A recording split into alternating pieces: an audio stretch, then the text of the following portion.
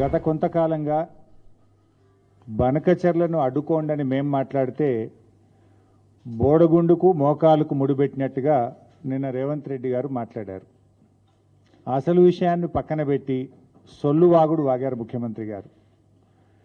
బేసిన్ల గురించి basic knowledge లేకుండా నిన్న రేవంత్ రెడ్డి గారు మాట్లాడారు.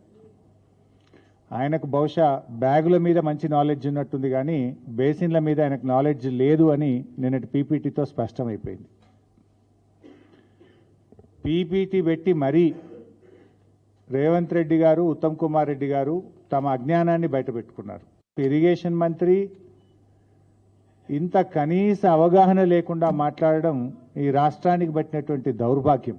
ఈరోజు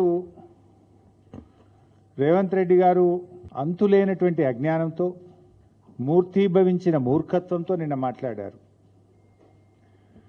విషాదం ఏంటంటే ముఖ్యమంత్రి గారు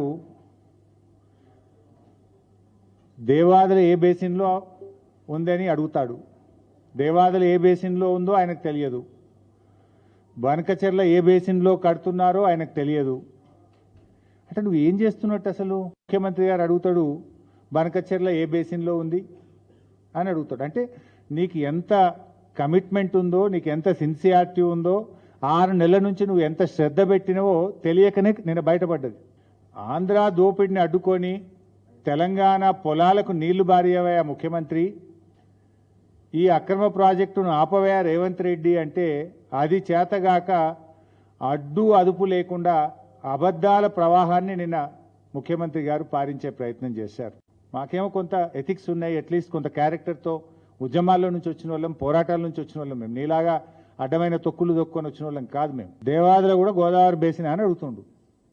23 సంవత్సరాల క్రితం దేవాదుల స్టార్ట్ అయింది. ఇలా ఓ సామాన్య రైతును అడిగితే కూడా దేవాదుల ఏ నది మీద కట్టిను అంటే గోదావరి నది మీద కట్టాను అని ఓ స్కూల్ పిల్లవాడు చెప్తాడు. ఈ రాష్ట్ర ముఖ్యమంత్రికి ఆ మాత్రం జ్ఞానం లేకపోవడం శోచనీయం. బూతులు మాట్లాడినంత సులువు కాదు బేసిన్ల గురించి అర్థం చేసుకోవడం. రేవంత్ రెడ్డి గారు, నీ చిల్లర రాజకీయాలతో నీ అజ్ఞానాన్ని బయట పెట్టుకొని రాష్ట్రం ముందు పరువు తీసుకున్నావు. నిన్ను దున్నపోతు నిందంటే దుడ్డని కట్టేమన్నట్టున్నది. బనకచెర్ల ఏ బేసిన్ అది ఎక్కడుంది అంటే లొకేషన్ అంటే ఈయన ప్రకాశం జిల్లా అంటాడు. బనకచెర్ల ఉన్నది పాత కర్నూలు జిల్లా, ప్రస్తుత నంద్యాల జిల్లా. ఇక ముఖ్యమంత్రి అట్లుంటే ఆయన సలహాదారుడు అంతకంటే గొప్ప గనుడు ఉన్నాడు. అది ఏ జిల్లాలో ఉందో కూడా తెలియదు. ఇక వీళ్ళు రాష్ట్రాన్ని పాలిస్తున్నారు. నల్లమల తెలంగాణ కిందికి వస్తుందా, ఆంధ్ర కిందికి వస్తుందా అని అడుగుతాడు నిన్న. అంటే ఇది నల్లమల్ల పులిమిడ్డ కాదు, వెకిలి మాటల వెర్రిబిడ్డ అని నిన్న తెలుసుకున్నాడు రేవంత్ రెడ్డి. నల్లమల్ల కిందికి వస్తుంది ఏడుంటుందని కూడా అడుగుతాడా? ఆ మాత్రం అంటే అజ్ఞానాన్ని కూడా అర్థం చేసుకోవచ్చు, కానీ విషపూరితమైన మనస్తత్వంతో ఉన్న ఈ వికారాన్ని, అజ్ఞానాన్ని భరించడం చాలా కష్టం.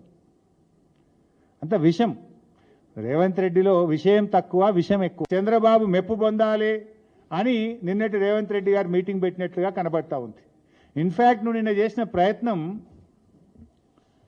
బనకచెర్లను ఆపాలని కాదు, బనకచెర్లకు గ్రీన్ సిగ్నల్ ఇచ్చినట్టు రేవంత్ రెడ్డి మాట్లాడిండు నిన్న. రేవంత్ రెడ్డి గారు బనకచెర్లకు గ్రీన్ సిగ్నల్ ఇచ్చిండు. ప్లీజ్ అండర్స్టాండ్, అంటే చాలా ఇంపార్టెంట్ ఇష్యూ. నిన్న రేవంత్ రెడ్డి గారు మాట్లాడుతూ ఏమంటాడు, గోదావరిలో ఒక 1000 టీఎంసీలు ఇచ్చేయింది, కృష్ణాలో ఒక 500 టీఎంసీలు మాకు ఇచ్చి నువ్వు ఎంతనే తీసుకుపో, ఎన్నెన్న కట్టుకో, ఏమన్నా చేసుకో అంటాడు. నీ అయ్యసోమ్మ నువ్వెవడు చెప్పడానికి? అది ఎంత అజ్ఞానం. నేను కృష్ణా బేసిన్లో పుట్టినా అంటాడు, పాలమూరు బిడ్డ అంటాడు. కనీసం ఇంకా కృష్ణా నది మీద కూడా అవగాహన ఉండదా నీకు? ఆ జిల్లాలో పుట్టినవు, ఆ నది పరివాహక ప్రాంతంలో పుట్టి పెరిగినవు, ఆడ నుంచి ఎమ్మెల్యే అయినవు. ఆ నదిలో వాటా ఎంత, ఆ నదిలో మన హక్కు ఎంతో కూడా సోయలేదా నీకు? ముఖ్యమంత్రి విడిచిపెట్టు, ఆ జిల్లాలో జడ్పీటీసీగానో ఎమ్మెల్యేగానో చేసినావు కదా. మినిమం నాలెడ్జ్ ఉండాలి, మినిమం సెన్స్ ఉండాలి. ఏమంటాడు, కృష్ణాల 500 టీఎంసీలు ఇచ్చి మొత్తం తీసుకో. ఈయన చేసిన ద్రోహానికి నేను ఉరిదీసినా తప్పులేదు. ఇంత ద్రోహమా? ఒక ముఖ్యమంత్రిగా ఉండి ఇంత బాధ్యత రహితంగా మాట్లాడొచ్చునా?